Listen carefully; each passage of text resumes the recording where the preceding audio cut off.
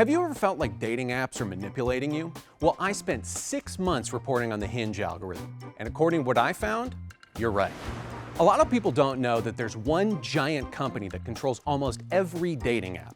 It's called Match Group, and with the exception of Bumble and Grindr, it probably owns every dating app you've ever heard of. Match Group owns Tinder, Hinge, OKCupid, Match.com, Plenty of Fish, The League, Pairs, and a whole lot more.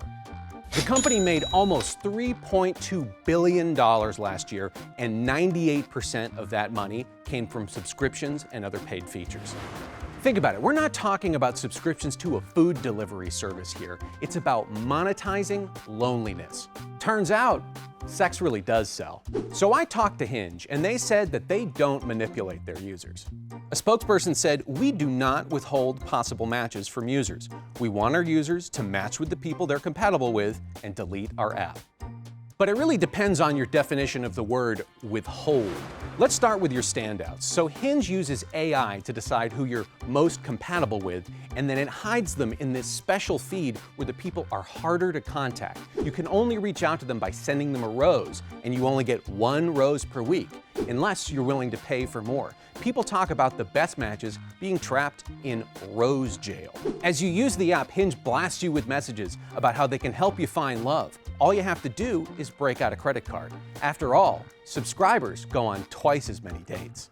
And then there's the page of people who've liked you. They hide most of them behind these blurry images where you can only see their first name. If you want to talk to more than one at a time, you'll have to pay. If we look at other companies, historically, it's even worse. Last year, I wrote an article about Tinder where a study found that it seemed like Tinder was charging people more if they were older, male, living in a rural area, basically factors that might make it seem like you were a little more desperate, or at least more likely to be desperate. Now, Tinder said they weren't doing any of this, although they did admit that for a time, they were charging older users more. Then there's the fact that some people say that they're shadow banned on Hinge, that the app is hiding their best matches or keeping their profile from other users. Now, Hinge says that they don't do this, but when you're living life under an algorithm, it's hard to know for sure.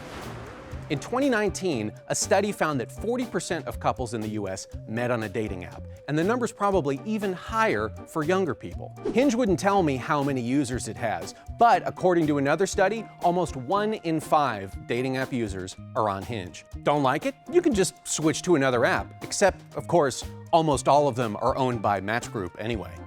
These days in the United States, dating is basically the domain of one giant corporation.